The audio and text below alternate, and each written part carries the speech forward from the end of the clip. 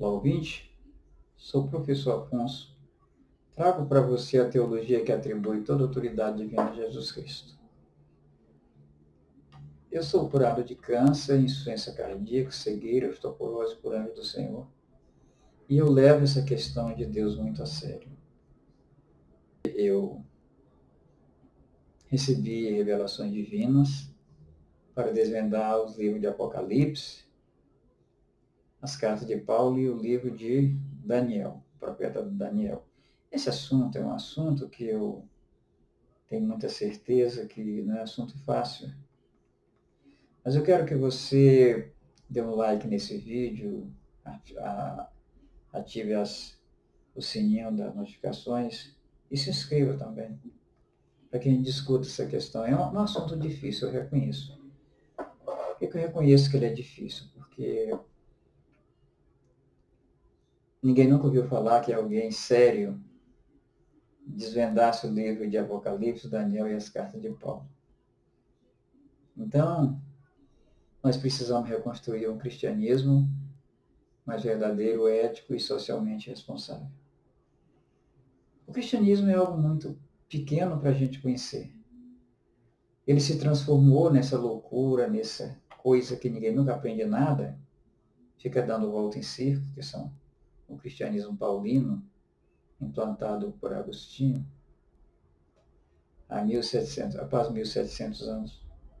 Mas o cristianismo de Jesus Cristo ele é extremamente fácil, porque ele não representa uma mudança de teologia do Antigo para o Novo Testamento. As coisas continuaram do mesmo jeito. A diferença é que, com a vinda de Jesus Cristo, ele cumpriu com a profecia de Daniel.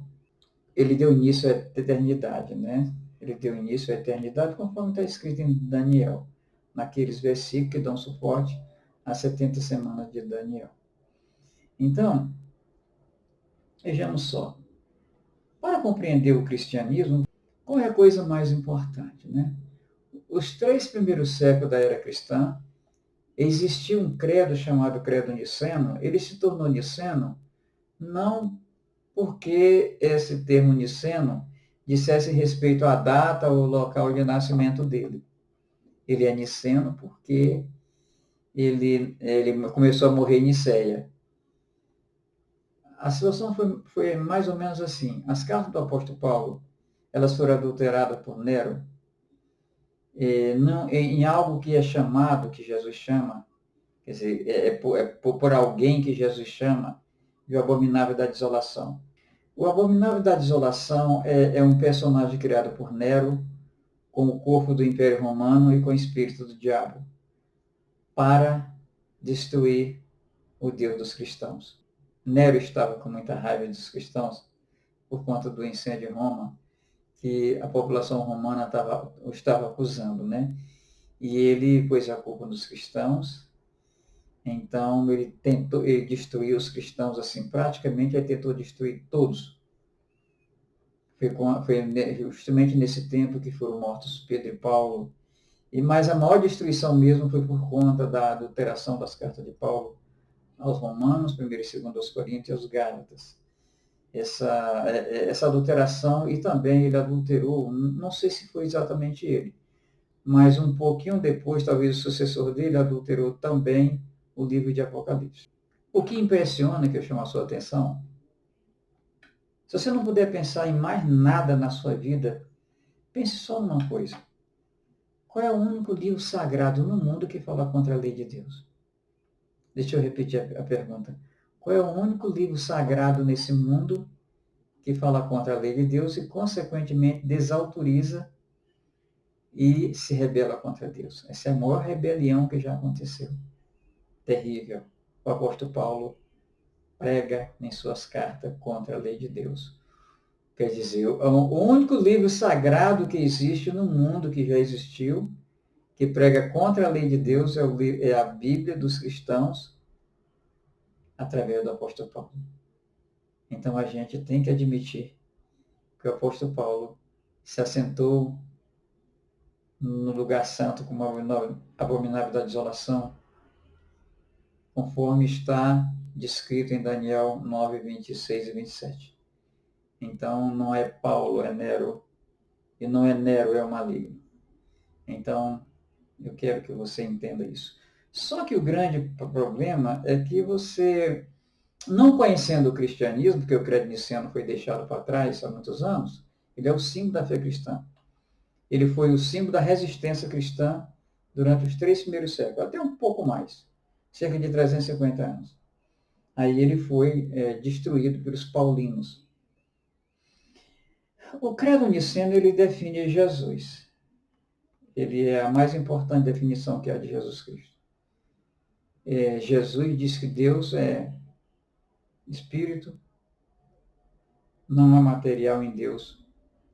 O único povo que prega que há material em Deus é, obviamente, pregadores, teólogos e escritores cristãos paulinos. Uma das mais importantes propriedades de Deus é a sua materialidade.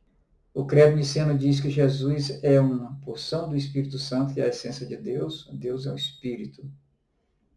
É um Espírito no nível de onisciência, onipresença, onipotência, no máximo que você possa imaginar. Então, quem é Jesus? Uma porção do Espírito Santo que foi atribuída ao ser humano, com poder suficiente para nos trazer a graça, a verdade e confirmar a lei, conforme João 1,17. Quando Jesus foi morto, ele entregou o seu Espírito, como diz o Evangelho. Ele foi até o seio de Abraão, que era um local onde havia bilhões de seres humanos, de espírito de seres humanos desde Adão. Então, ele foi expiar a culpa, ele foi realmente se apresentar e pregar essas pessoas. Isso está registrado na carta de Pedro, quando ele fala em pregação aos mortos, e quando ele fala que Jesus pegou os espíritos em prisão. Então, ele foi ao céu, ele foi ao seio de Abraão, e lá ele pregou para essas pessoas. Essas pessoas ouviram a voz de Jesus e foram conduzidas ao céu, onde vive como anjo a serviço de Deus. Lá eles receberam um terno de linho branco, puro e brilhante, para representar suas obras. E eles estão lá até hoje, conforme está registrado em Apocalipse 5, 11 e 12. Coisa que os pregadores paulinos jamais iriam descobrir, porque eles não se preocupam com outra coisa, a não ser inocentar alguém que prega contra a lei de Deus. Então, vejamos só, isso é o cristianismo. Não tem mais muita coisa. O que mudou em relação a isso? O seio de Abraão foi desativado e, a partir do instante em que você que crê em Jesus Cristo, você que guarda os seus mandamentos, você que anda com Deus, você que anda na presença de Deus na sua lei, você irá ser levado ao céu no encontro com Jesus, naquela vinda de Jesus, única vinda de Jesus. Esse monte de besteira que prega sobre a vinda de Jesus é tudo besteira. Na verdade, a vinda de Jesus vai ser num único momento, exatamente quando você morrer, quando o crente morrer. Ele manda seus anjos, como fez em relação a Lázaro, ele manda seus anjos buscá-lo. É aquilo que ele diz que vem. Quando ele diz que vem. Essa é a vinda de Jesus, em que ele se refere que essa geração não passará sem que isso aconteça. Quer dizer, todas as pessoas, desde o tempo, desde a primeira pessoa a morrer após Jesus ser morto, serão levados imediatamente para o céu, para se juntarem a esses que estão lá em Apocalipse 5:11, registrados em Apocalipse 5:11 e 12. Então, isso é o cristianismo, isso é a esperança do cristianismo. Essa é a esperança do cristianismo. Ninguém vai levar a carcaça para o céu. Ninguém vai levar a carcaça para o céu. Ninguém vai levar a carcaça para o céu. Essa pregação é paulina para nos ridicularizar. Então, qual o maior problema das cartas de Paulo aos Romanos, 1 e 2 Coríntios, e aos Gálatas, adulteradas por Nero? Elas fazem com que a Bíblia cristã seja o único livro sagrado do mundo a falar mal da lei de Deus. Isso aqui eu já falei, isso é terrível, eu vou falar sempre. Você não tem juízo, não, para acreditar num negócio desse? Pelo amor de Deus, tenha uma alma para Deus, pare com isso. Tema a Deus, não acredite nisso. Como saber que a lei de Deus, referida por Paulo, não é a circuncisão, dietas alimentares e rituais religiosos? é que realmente as pessoas que são enganadas, porque na verdade o trabalho do abominável da desolação é enganar, então as pessoas quando são enganadas, elas defendem o seguinte, olha, a gente está vendo os pregadores dizerem que a lei é pecado, que a lei é a carne, é o pecado, e que a lei é, ou seja, a lei, o pecado e a carne têm o mesmo significado, quer dizer, é o que há de pior nesse mundo, a força do pecado e a lei. Então, vejamos. O que eu estou respondendo aqui é onde estão as evidências de que Paulo se refere realmente ao 10 mandamentos e não à dieta alimentar, nem à circuncisão, nem a costume religioso. Em Gálatas, que é uma carta terrível, eu chamo essa carta de o ovo da serpente, ela é terrível, em Gálatas 4, 21 a 31. Eu chamo essa carta de ovo da serpente porque essa carta é muito terrível. Mas como o maligno sempre entrega o serviço, ele deixa sempre uma lambança para a gente ver onde é que está o problema. Ele se refere realmente ao cenário. O que foi dado no cenário aos seres humanos? Circuncisão? Dietas alimentares? Costumes? De jeito nenhum. O que foi dado no Sinai foram os 10 mandamentos pelos anjos. A coisa mais santa que se possa imaginar. O abominável da desolação pisa. E instrui você a pisar também. Eu não faria isso. Eu não faria isso. Então, o versículo 21 começa dizendo o seguinte. Digam-me, vocês, os que querem estar debaixo da lei, ou seja, você não pode se submeter à lei de Deus nunca. O abominável da desolação conseguiu colocar os cristãos contra Deus. Acaso vocês não ouvem a lei? Pois está escrito que Abraão teve 2 filhos, um da escrava e outro da livre. O filho da escrava nasceu de modo natural, mas o filho da livre nasceu mediante promessa. Isto é usado aqui como uma ilustração. Estas mulheres representam 2 alianças. Uma aliança procede do Monte Sinai e gera filho para a escravidão. Esta é Agar. Agar representa o Monte Sinai na Arábia e corresponde à atual cidade de Jerusalém, que está escravizada com seus filhos. Isso aqui é muito antissemita, mas não é só isso. A gente tem que entender o seguinte, toda referência ao Monte Sinai é referência à lei. Nós não temos nenhum outro evento relacionado com o Monte Sinai, que não seja a lei de Deus, são 10 mandamentos. Então é cruel demais, além de ser antissemita. Continuando. Mas a Jerusalém do Alto é livre e é a nossa mãe. Isso é o abominável da desolação, fazendo uma cosquinha no ego dos cristãos enganados. Pois está escrito, regozije-se, ó estéril, você que nunca teve filhos, grite de alegria, você que nunca esteve em trabalho de parto, porque mais são os filhos da mulher abandonada do que daquela que tem marido. Isso aqui é uma referência a Isaías fora de contexto, como o abominável da desolação, que tem o rosto do apóstolo Paulo, tem o corpo do Império Romano e o espírito do diabo costuma fazer para enganar os cristãos. Ou você acha que existe algum livro sagrado que fale mal da lei de Deus? Pois as cartas do apóstolo Paulo aos Romanos, 1 e 2 Coríntios e aos Gálatas, existem por adulteradas para falar contra a lei de Deus e mais muitas outras ofensas. Mas essa é a principal delas que nos interessa aqui. Agora ele fazendo mais um agrado aos cristãos enganados. Vocês, irmãos, são filhos da promessa como Isaac. Isso aqui é uma maneira de realmente levantar o seu ego para você aceitar pisar na lei de Deus. Versículo 29. Naquele tempo, o filho nascido de modo natural, no caso Ismael, perseguiu o filho nascido segundo o Espírito. O abominável da desolação faz oráculo com briga de crianças. Ele está vos tratando como tolos. 2 crianças brigaram. 2 irmãozinhos brigaram, um bem mais velho que o outro. E aquilo ali serve de um oráculo para determinar o que a cosmovisão do ser humano. Aí você vê. Mas essa decisão não cabe a Paulo. Não cabe a Nero, não cabe ao maligno, cabe a você. Receba Jesus Cristo como Deus. Receba Jesus Cristo como Deus, porque o Espírito de Jesus Cristo é uma porção do Espírito Santo que foi atribuída ao ser humano para nos trazer, para confirmar a lei, nos trazer a graça e a verdade, conforme João 17. Então, rejeite as cartas do apóstolo Paulo. Tire-a da sua Bíblia. Então, vejamos só, terminando. O mesmo acontece agora. Mas o que diz a Escritura? Mande embora a escrava e o seu filho, porque o filho da escrava jamais herdará com o filho da livre. Portanto, irmãos, não somos filhos da escrava, mas da livre. Eu vou trazer para você depois, eu vou fazer um estudo a respeito de uma das coisas mais maravilhosas que aconteceram na Bíblia.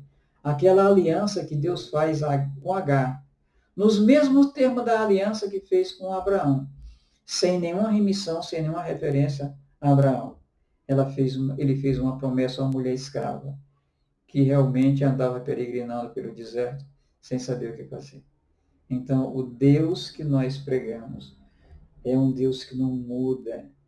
E você que é pregador, que não teme a Deus, eu não estou preocupado com isso. Eu estou preocupado com aquelas pessoas que você engana. Por favor, tenha uma alma para Deus, pare com isso. Eu quero agora dizer para você o seguinte, que os 10 mandamentos são tão importantes que o Estado moderno de direito recepciona 7, do 4 até o 10. Como recepciona se você for um cidadão de bem e que tiver prazer em guardar a lei, não matar, não adulterar, não mentir? Se você faz isso, se você guarda os mandamentos de Deus, eu queria, embora o sábado Jesus tenha flexibilizado de uma maneira exaustiva. O objetivo do sábado é descanso, não aquele farisaísmo todo. Os 10 mandamentos ainda têm 3 mandamentos que são infinitamente santos e santificadores. E é isso aqui que faz a diferença entre você ser alguém que está diante de Deus ou alguém que se coloca diante de qualquer um, de um ídolo, como seja o apóstolo Paulo, que não é Paulo. É alguém com o rosto do apóstolo Paulo, o corpo do Império Romano e o espírito do diabo. Não se coloque diante disso aí. Não se coloque diante de Maria, não se coloque diante de santos, não se coloque diante de ninguém.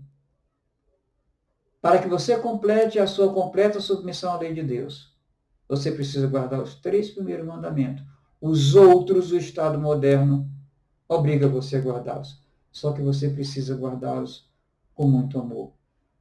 Se a vossa justiça não exceder a dos escribas e fariseus, de maneira nenhuma entrarei no reino do céu. O cristão é uma pessoa que realmente se esforça. O amor que ele exerce é um amor que não tem limite, é preciso que seja assim.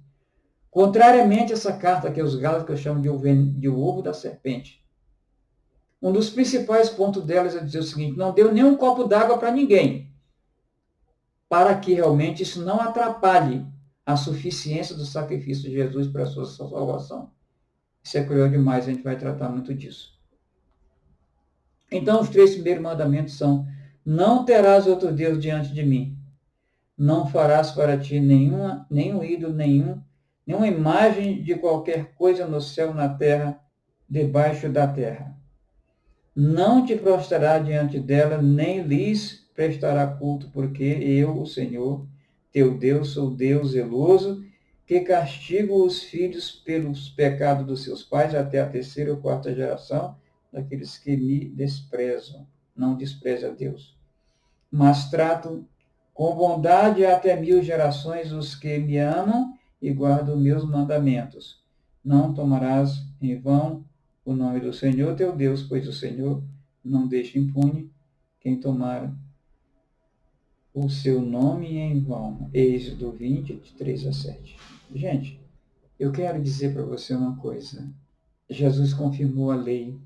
E o ensino de Jesus, ele é um ensino que ele confirma a lei.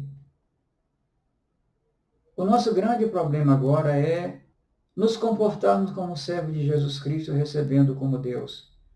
Não existe 3 deuses, Deus Pai, Deus Filho, Deus Espírito Santo. O que existe é um só Deus.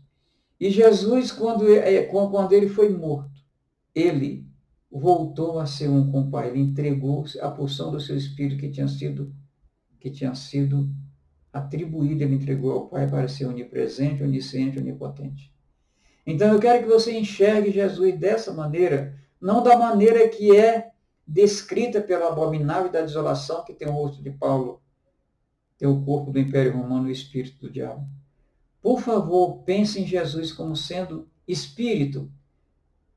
O que se tem noção do corpo de Jesus ao ser ressuscitado perante Maria Madalena e outra Maria, é uma teofania. Uma teofania é uma espécie de comunicação. Não é espírito, não é matéria. É um corpo teofânico. Eu quero dizer para você o seguinte. Desde que o mundo é mundo, sempre existiu uma forma correta de estabelecer um contato com Deus sem nenhuma intervenção humana. Isso se encontra em Gênesis 28, de 11 a 22. Conta aquela história do nosso pai Jacó. Mas isso vindo para o nosso mundo, para você e para mim. Para que você enxergue a diferença entre a mentira e a verdade. Entre o Deus e o abominável da desolação. Entre Jesus e Paulo. Eu peço a você que tome a atitude de falar somente a verdade a todas as pessoas, em todos os contextos. E que você dirija a sua oração a Deus. Ou seja, dirija-se em oração a Deus o tempo todo, sempre que puder. Estenda a mão em compaixão, sem medida, tanto quanto você possa. Jesus diz que se você vier a mim guardar minhas palavras, eu rogarei ao Pai, ele dará outro Consolador, o Espírito da verdade que o mundo não pode receber, mas ele ficará convosco sempre. Esse Espírito da verdade é o Espírito Santo referido pela Bíblia cristã, que não as cartas de Paulo. É o Espírito da verdade. Que não é espírito nem matéria, é o Paráclito. É aquela relação que aconteceu do nosso pai Jacó, da porta do céu se abrir e uma escada os anjos descerem e subirem. É essa relação que Deus quer estabelecer com você. Mas você precisa tomar uma decisão de se interessar pela verdade, de se interessar pelo seu futuro, de se interessar pela eternidade. Porque a vida sem o cumprimento desses 3 mandamentos é uma escravidão. Porque os demônios estão disputando espaços mentais dos seres humanos. Esses espaços mentais são muito caros. Eles estão disputando. Não se entregue a religiões. Não se entregue ao paulinismo. Receba Jesus Cristo como Deus. Ele quer fazer um contato com você sem nenhuma intervenção humana. E aqui eu termino esse vídeo e prometo para você que eu comento, tanto quanto possível, as evidências de que as cartas do apóstolo Paulo foram distorcidas, adulteradas, que o livro de Daniel foi desvendado e que tem muito significado e que ele representa uma carta de navegação para a humanidade da agora para frente. E que o livro do Apocalipse foi editado. Então eu peço também que você, eu repito o meu apelo, deixe um like, assino, ative o sininho para receber os próximos vídeos. Eu também peço a sua ajuda, isso é uma coisa que eu faço humildemente, eu deixo o meu e-mail aqui para isso, aqui na descrição do vídeo, para que a gente possa impulsionar esses vídeos, porque o YouTube, eu não sou sócio do YouTube. Se deixar por aqui, vão 20 visualizações e nada mais. Então isso aqui é uma causa. Isso aqui é uma causa. E é uma causa muito importante, ela vai dar certo. Eu convido você para que possamos reconstruir um cristianismo, junte-se a mim, para que possamos reconstruir um cristianismo mais verdadeiro, ético e socialmente responsável. Eu também lembro você da sua oração completa. Uma oração completa, ela tem confissão de pecado, gratidão e uma petição justa. Uma petição justa, bem longe dos falsos profetas da prosperidade. Eu agradeço a você por ter chegado até aqui nesse vídeo e que Deus te abençoe.